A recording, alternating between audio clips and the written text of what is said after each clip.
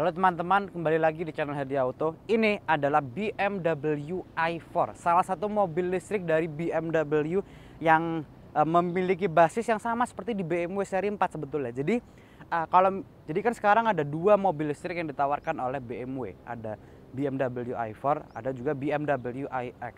Nah, kalau BMW iX itu betul-betul dibuat dari nol untuk menjadi sebuah mobil listrik. Jadi menggunakan platform mobil listrik. Sedangkan yang seri 4 ini atau i4 ini itu menggunakan basis dari BMW seri 4.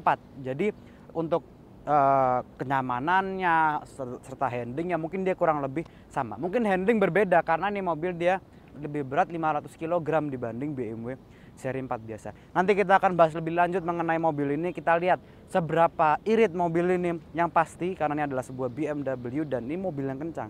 Seberapa nyaman mobil ini dan juga seberapa jauh mobil ini bisa dipakai berjalan. Kita akan lihat range-nya juga. Simak videonya. Ini adalah BMW i4.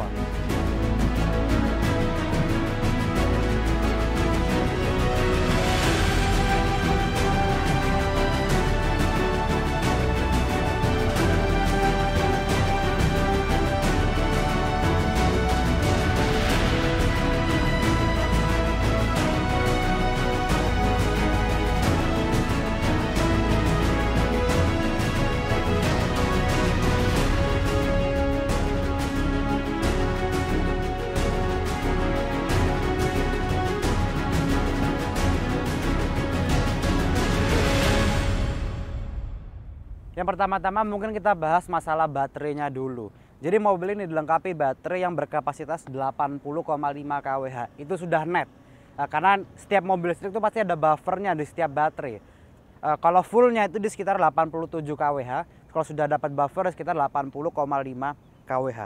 Nah, kalau range-nya, jadi klaim dari BMW range itu sekitar 590 kilo. Pada saat aku ngambil mobil ini, itu aku berjalan sekitar 22 kilo. Dan dengan jarak 22 kilo itu baterai yang kepake hanya 5%. Yang berarti per 1% itu hanya per 1% itu bisa berjalan sekitar 4-6 kilo. Berarti kalau dihitung, kalau kita full 100%, ini mobil bisa berjalan sekitar 400 sampai dengan 500 kilo. Yang berarti juga sudah cukup jauh, karena pasti pemilik mobil ini, tetapi sekali lagi range itu tergantung dari cara berkendara kita dan juga dari kondisi jalannya juga, jadi tergantung semua itu. Nah, kalau pemilik mobil ini sudah pasti pada saat sampai rumah itu pasti dicolokin lagi, di charge lagi supaya besoknya penuh, itu mungkin bakal terus begitu. Kalau dayanya nanti aku jelaskan bisa berapa kW untuk baterainya. Untuk tenaganya, jadi ini mobil dilengkapi dengan tenaga yang cukup besar. Mobil ini motor listriknya full di belakang, jadi ini mobil rear wheel drive, full penggerak belakang.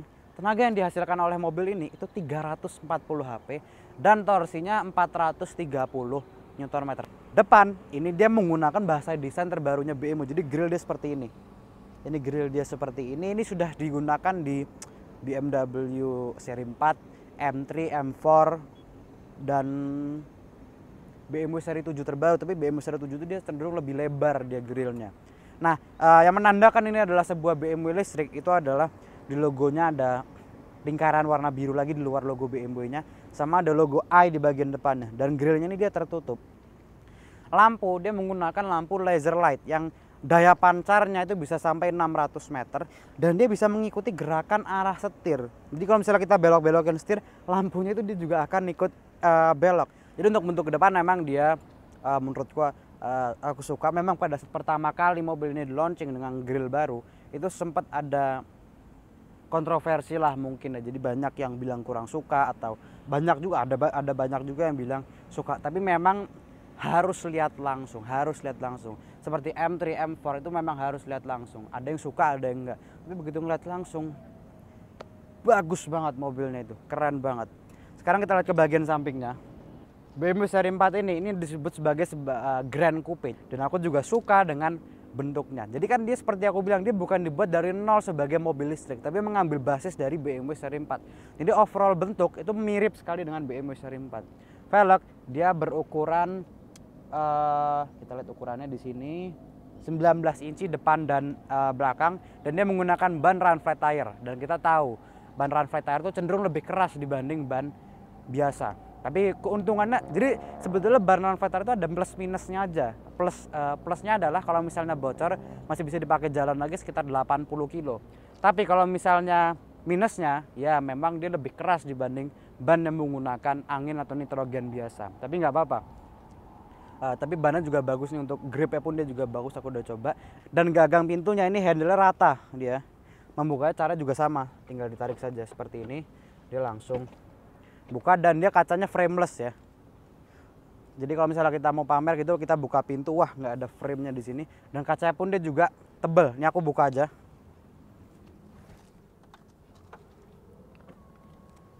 Nah jadi nggak ada framenya sama sekali. Oh iya, ini kondisinya nyala ya, nggak ada suara juga sama sekali, tidak ada getaran, tidak ada suara sama sekali. Jadi ini betul-betul nggak ada framenya. Aku suka sekali, ini khasnya mobil-mobil sport dia seperti ini. Kuncinya itu cukup ditekan saja sensor di sini. Membukanya kita masukkan tangan kita ke dalam sini, itu dia akan langsung terbuka. Dan kalau malam hari itu bakal lebih kelihatan, ada seperti karpet gitu yang menyinari lantainya kalau kita mau masuk. Jadi kalau kita buka itu ada lampu yang menyorot ke bawah dari depan situ sampai belakang. Jadi kita disambut dengan mobilnya. Di belakang ini adalah colokannya. Ini adalah colokan untuk ngecharge mobil kita. Ada AC dan ada DC. Nah AC ini kalau misalnya kita mau ngecharge mungkin di rumah, jadi malam gitu kita colokin, ini bisa. Dan minimal output yang perlu kalau misalnya kita mau ngecharge di rumah itu sekitar 3300 watt. Kalau kita mengecharge menggunakan AC dari 0 sampai 100% itu butuh waktu sekitar 7 sampai 8 jam. Sekitaran segitu ya, kita colokin malam, itu pagi sudah penuh lagi.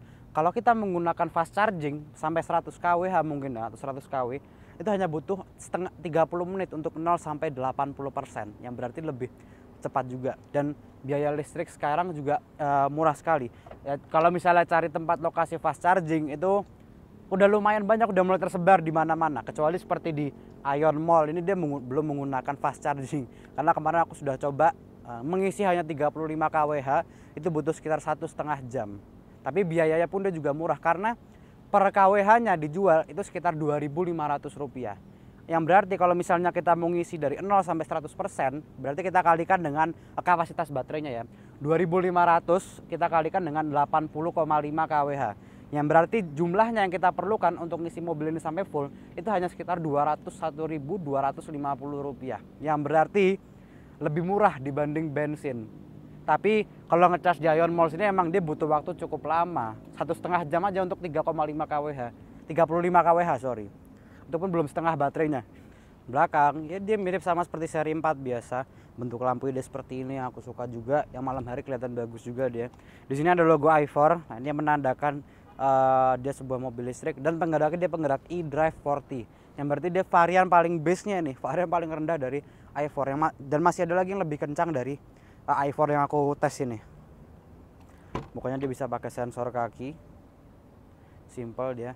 Nah bagasinya dia besar, dia cukup besar bagasinya. Dan kalau misalnya kita pengen lebih besar lagi, kursi tengah masih bisa kita lipat lagi. Dan ini aku tunjukin juga, ini adalah charger. Kalau misalnya kita beli i4 kita dikasih juga chargernya. Dan ini adalah charger AC, jadi yang kita colokin ke rumah kita tuh yang ini, kita colokinnya ke bagian AC dia, yang minimal 3.300 watt. Ini untuk di rumah.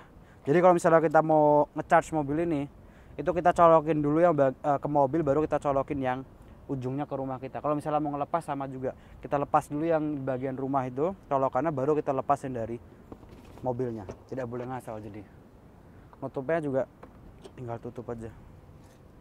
Dan ini nih, kalau plat yang ada birunya seperti ini, berarti kita bebas ganjil genap, tidak kena ganjil genap sama sekali. Itu tuh enaknya mobil listrik tuh. Kita lihat dalamnya. Nah bagian row 2 nya emang ini kurang cocok kalau misalnya aku duduk sini, karena dia agak sempit kalau menurutku. Untuk kaki dia kurang enak, ini mentok bagian kaki bawahnya. Tinggiku 179 cm. Sisa legroom dia nggak begitu banyak, hanya sedikit saja, hanya 4 jari. Headroom dia hanya 5 jari saja, jadi nggak begitu banyak sisanya. Di tengah sini, nah ini ada armrest, dilengkapi juga dengan 2 buah cup holder. Di bagian tengah sini ini ada 2 colokan USB-C Ini untuk ngecas pun juga cepat karena sudah Type C USB-nya. Sama ada AC untuk ngatur suhu sih sebetulnya ini, bukan untuk kipasnya. Ini di bagian belakang tetap enak, dan speakernya dia menggunakan Harman Kardon dan bassnya enak, dan speakernya dia surround. Total ada 17 speaker di mobil ini. Di pintu kanan kiri ada 2 masing-masing, sama di belakang ini juga ada. Jadi kuping itu juga dekat sama speaker kita nih. Di depan pun juga banyak sekali. Di pintu aja udah ada 3 di bagian depan itu. Mungkin di belakang cuma itu aja. Kita langsung lihat ke bagian row paling depan. Kita lihat seperti apa rasanya nyetir sebuah seri 4. Interiornya ini dia sudah menggunakan yang terbaru dari BMW, jadi sudah menggunakan layar curve seperti ini. Jadi sistem itu sudah menggunakan sistem iDrive terbaru, iDrive 8. Jadi sudah lebih keren dia, layar besar seperti ini. Jadi seperti curve gini layarnya, yang seperti kalau misalnya mati ya, itu seperti menyambung dari ujung sampai ujung. Jadi tengahnya ini besar banget, lebar banget dia. Jadi untuk Apple CarPlay ini juga dia juga besar, dan pengoperasian ini juga sangat halus sekali dia. Jadi sangat enak.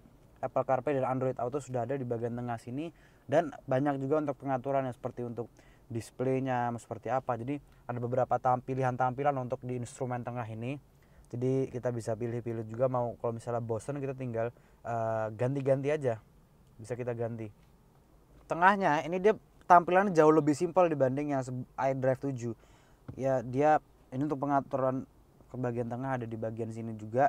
Nah untuk transmisinya pada saat pertama kali i4 diluncurkan itu menggunakan masih seperti joystick gitulah mungkin ya untuk pengoperasian. Nah sekarang tuh sudah menggunakan jari seperti ini aja, jadi lebih simpel juga. Kalau aku pribadi sih lebih senangnya pakai joystick itu, jadi ada sensasinya juga lah untuk mindah-mindahnya itu. Kalau ini kan tinggal tarik pakai jari aja. P-nya tinggal tekan di sini. Rem tangan sudah elektrik juga.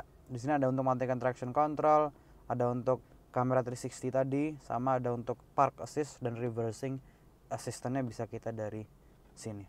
Sport, Comfort, Eco Pro itu adalah mode-mode berkendaranya, dan masing-masing mode berkendara itu ada suara-suaranya sendiri. Jadi memang suara dari listriknya itu atau suara akselerasinya itu diciptakan oleh salah satu orang musisi terkenal, yaitu Hans Zimmer. Jadi suaranya nanti kita coba, suaranya enak-enak semua. Setiap mode berkendara beda, kecuali Eco Pro. Eco Pro nggak ada suaranya, betul-betul silent. Nah oke, kita balik lagi. Posisi berkendara, wah ini sih enak sih, seperti nyetir mobil sport beneran. Kaki itu bisa hampir selonjor juga dia, dan setir ini pengaturannya sudah tilt dan juga teleskopik. Pasti ini mobil harganya 2 miliar. Posisi berkendara enak, pengaturan kursi pun juga dia banyak sekali pengaturannya, BMW lah ya, banyak pengaturannya dia. Instrumen pun juga besar dia, dan aku juga suka sekali melihatnya, ini enak untuk dilihat juga dia. Enak ini mobil, keren. Speakernya Harman Kardon, jadi didukung lagi dengan speaker Harman Kardon. Jadi kita bisa mendengarkan lagu dengan merdu, dengan enak juga, dan mendengarkan suara pada saat akselerasinya juga dari speaker-speaker. Ya, jadi memang dia artificial gitu, jadi keluar dari speaker juga. Wajar lah, ini mobil listrik soalnya. Kita nggak usah berlama-lama lagi, langsung aja kita coba mobil ini untuk jalan, karena ini mobil yang kencang juga. Let's go.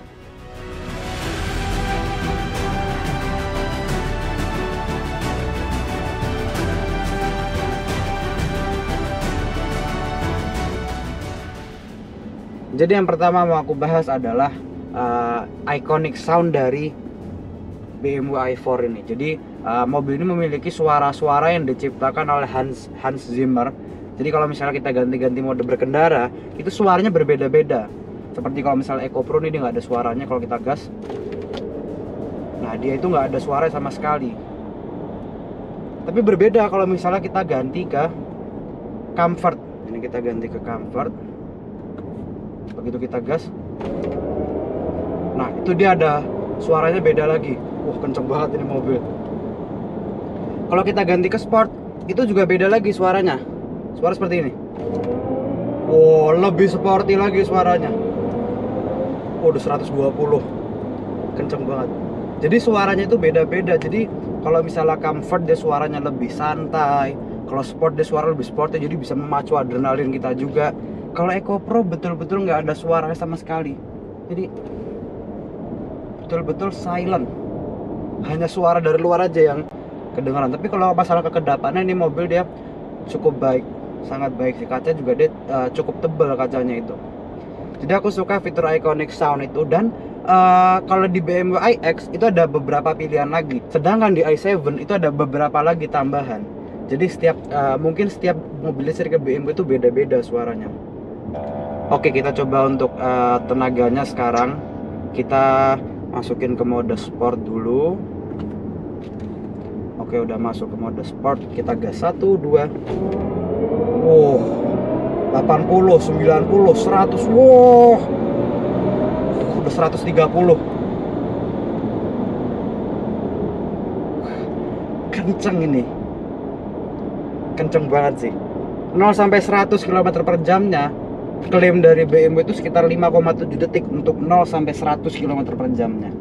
Tapi nyatanya lebih cepat dari itu. 0 sampai 100 km per jam itu hanya dalam 5,1 sampai dengan 5,2 detik. Hanya antara dua itu, yang berarti sedikit lagi udah di bawah 5 detik untuk akselerasi 0 sampai 100 km per jamnya. Kenceng ini mobil. Jadi kalau kita mau balap gitu ya, ada mobil di depan, nggak perlu lagi downshift lu, cukup kita gas, wow, langsung akselerasi, udah 100 lagi. Untuk kenyamanannya, suspensinya memang ya seri 4 ini kan, jadi semua BMW yang angkanya genap seperti seri 2, seri 4, seri 6, seri 6 udah nggak ada sekarang di Indonesia, tapi seri 6 selalu seri 8 itu tuh pasti bentuknya dia dibuat coupe karena dia lebih mengarah ke arah sporty lah dia. Tapi kalau misalnya yang ganjil itu kan dia lebih mengarah ke kenyamanan lah ya. Jadi dibuat lebih empuk, lebih enak buat sehari-hari. Termasuk juga untuk SUV-nya sama. Kalau misalnya yang genap dia coupe, kalau misalnya yang ganjil dia SUV biasa bentuknya. Kenyamanannya, suspensinya lah ya. Suspensi depan mobil ini itu dia lebih empuk dibanding yang belakang. Pastilah. Yang belakang itu menurutku dia agak keras. Suspensi agak stiff dia. Jadi agak stiff, apalagi paling berasa itu pada saat di polisi tidur itu berasa banget dia agak keras suspensinya itu. Tapi kalau misalnya kita jalan di tol gitu ya, kecepatan tinggi, itu malah kerasa dia nyaman suspensinya. Dan suspensinya sendiri, mobil ini sudah dilengkapi dengan adaptive suspension. Jadi kalau misalnya comfort gitu, ini aku pakai EcoPro dari tadi. Kalau comfort itu dia tetap nyaman suspensinya dia. Kalau sport itu suspensi itu akan dibuat lebih keras sehingga pengendalian itu juga dia lebih bagus. Dan satu lagi yang aku suka adalah feel dari pada saat kita nginjek gasnya itu. Jadi gasnya itu tuh bukan yang kalau kita injek sedikit kita langsung ke hentak ke belakang tuh enggak. Jadi feel itu tetap sama seperti kita mengendarai mobil konvensional biasa, mobil bensin biasa. Tetap kita gas pelan tuh akselerasi masih halus dia, apalagi dari nol, bukan digas dikit udah langsung hentak tuh enggak. Begitu kita kalau kita injek ke dalam dia langsung menghentak seperti ini. Kalau kita injek pelan gitu ya, itu enggak. Dan remnya pun dia juga enak, bukan yang diinjek sedikit langsung pakem banget tuh, enggak. Diinjek pelan-pelan itu semakin dalam baru semakin pakem dia jadinya enak. Karena ada beberapa mobil yang aku coba diinjek sedikit tuh langsung kayak ngeremnya itu langsung ngerem banget gitu, langsung pakem gitu loh. Kalau kita bahas masalah keiritannya, jadi mobil ini untuk konsumsi listriknya ya itu sekitar 5,4 km per kWh. Kalau kita jumlahkan dengan 5,5 kWh. Kalau misalnya ulangin aja di sini, oke. Untuk keiritannya, jadi konsumsi listrik dari mobil ini itu dia 5,5 km per kWh. Yang berarti kalau misalnya kita ingin mencari range-nya, itu 5,5 tersebut kita kalikan dengan kapasitas baterai dari mobil ini. Yang berarti 5,5 kita kalikan dengan 80,5, yang hasilnya itu sekitar 400, hasilnya itu dia 442 km. Jadi mobil ini kalau dengan keiritannya 5,5 km per kWh, mobil ini bisa menempuh 442 km. Tapi semua itu tergantung dari cara mengendarai, cara kita berkendara juga. Kalau kita cara berkendaranya agak agresif, mungkin ugal-ugalan gitu ya, ngebut terus mungkin, itu yang pastilah konsumsi listriknya bakal lebih banyak, dia bakal jatuhnya lebih boros. Tapi kalau misalnya kita berkendaranya santai, terus apalagi kita menggunakan Eco Pro gitu ya, nggak banyak berakselerasi, itu dia bakal lebih irit untuk konsumsi listriknya. Ditambah lagi kan dia juga sudah dilengkapi dengan regenerative braking. Jadi kalau kita lepas gas gini, itu ada regenerative brakingnya. Jadi generator dari mobil ini itu powernya dikembalikan lagi ke baterainya untuk ngecas baterainya. Dan pilihan regenerative brakingnya pun juga banyak ya. Ada off, jadi nggak nyala sama sekali. Ada low, ada medium, dan ada high. Yang aku suka adalah yang adaptif. Itu jadi yang adaptif itu, regenerative braking itu akan bekerja sesuai yang mobil ini lihat jaraknya seberapa dengan mobil di depan. Jadi kalau ada mobil di depan gitu ya, kita ngelepas gas, itu regenerative brakingnya akan lebih kuat. Kalau misalnya di depan kosong kita lepas gas, itu dia bakal gliding, jadi kayak meluncur gitu. Jadi dia bisa mengukur jaraknya. Jadi lebih enak lah. Tapi kalau iritnya sih untuk sebuah mobil listrik, apalagi BMW ya, ini sih cukup irit ya untuk konsumsi listrik dengan jarak 442 kilo pun juga sudah sangat cukup sekali, apalagi untuk di dalam kota. Kalau kita bahas masalah fitur-fiturnya, wah ini mobil bisa dibilang sangat canggih sekali. Yang pertama, dia sudah ada blind spot monitoring system di spion kanan dan kiri. Jadi kalau misalnya ada mobil yang tidak terdeteksi dari bagian di area blind spot, itu dia langsung ada lampu yang nyala di bagian spion itu memberitahu kita. Lalu yang kedua adalah lane departure warning dan lane keeping assist. Jadi menjaga supaya kita tidak keluar dari lajur yang sudah kita pilih. Jadi kalau pastikan kalau misalnya kita mau pindah lajur gitu, apalagi di jalan tol, itu pastikan kita menggunakan lampu indikator. Kalau enggak, mobilnya itu akan ngira seperti kita ngantuk karena kita pindah lajur tanpa lampu indikator, dan kita akan dikembalikan lagi ke lajur yang sudah kita pilih itu. Jadi pastikan menggunakan lampu indikator. Tapi harus diingat juga itu aktifnya di kecepatan yang cukup tinggi ya, di kecepatan 60 atau 70 km per jam ke atas. Lalu yang selanjutnya adalah semi autonomous yang sudah next level juga, sudah sangat canggih juga. Jadi kalau misalnya kita nyalakan fitur semi autonomous itu, dia bakal nyetir sendiri sama seperti mobil lain juga. Tapi ada satu lagi, dia bisa pindah lajur sendiri. Jadi kalau misalnya dalam kondisi nyetir sendiri, kalau kita ingin pindah lajur, itu kita nyalakan lampu indikator saja seperti ini, dia akan langsung pindah lajur. Kalau misalnya dia lihat ada space untuk pindah, dia akan pindah sendiri. Tapi kalau misalnya untuk semi autonomous, memang setiap berapa detik sekali setirnya kita harus pegang dulu, supaya mobilnya pun juga tahu kalau misalnya ada kita di sini yang tetap memantau juga. Jadi bukan hanya kita mengandalkan mobilnya. Terus yang selanjutnya adalah ada iconic sound tadi yang seperti aku bilang. Jadi ada beberapa pilihan suara yang membuat kita juga nggak bosen. Ada beberapa pilihan suara itu, kalau kita pengen comfort suaranya beda. Eco Pro nggak ada suaranya, dan Sport dia suaranya lebih agresif juga untuk suaranya. Lalu head unitnya dia sudah ada Apple CarPlay dan Android Auto juga. Jadi untuk fitur-fitur ini sih sudah sangat canggih dia. Termasuk juga sudah ada tire pressure monitoring system. Jadi kita bisa mantau tekanan ban itu cukup dari head unit tengah aja. Berapa sih biaya untuk charge mobil listrik? Nah, tergantung juga ya. Bisa jadi setiap SPKLU beda. Kalau misalnya fast charging dia berapa, kalau yang non fast charging itu berapa. Kalau seperti di Ion Mall BSD ini, dia itu bukan menggunakan fast charging, dan aku sudah charge mobil ini di situ. Per 1 kWh nya itu dia sekitar 2.500-an rupiah. Nah, katakanlah kalau di mobil bensin itu per liternya ya. Kalau misalnya di mobil listrik itu dia per kWh. Berarti kalau misalnya kita mau charge mobil ini sampai full dari 0 sampai 80%, 0 sampai 100%, itu berarti hanya sekitar 201.250 rupiah. Ya, lebih murah, jauh lebih murah dibanding seri 4 yang bensin juga. Jadi kalau untuk biayanya memang dia lebih murah untuk isinya. Cuman kalau misalnya di SPKLU yang biasa, yang bukan fast charging ya, yang biasa itu memang butuh waktu untuk charge-nya. Karena aku sudah charge di situ, aku charge hanya sekitar 35 kWh, dan itu butuh waktu sekitar 1,5 jam. Jadi kalau misalnya mau charge mobil ini, ya sebaiknya cari fast charging. Atau enggak, kalau misalnya yang beli mobil ini sudah pastikan dapat untuk charger AC-nya. Jadi kita cukup kalau malam hari kita colokin aja di rumah, kita tinggal tidur, kita bangun pagi di mobil sudah penuh lagi, sudah bisa berjalan cukup jauh lagi. Jadi kalau masalah biayanya sih bisa dibilang murah sih kalau misalnya untuk ngisinya doang.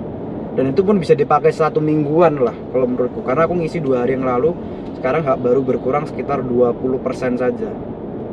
Ya tergantung cara berkendara sekali lagi. Kalau cara berkendara kita agresif ya cepet banget turunnya baterainya. Kalau eco driving ya bakal lebih awet loh.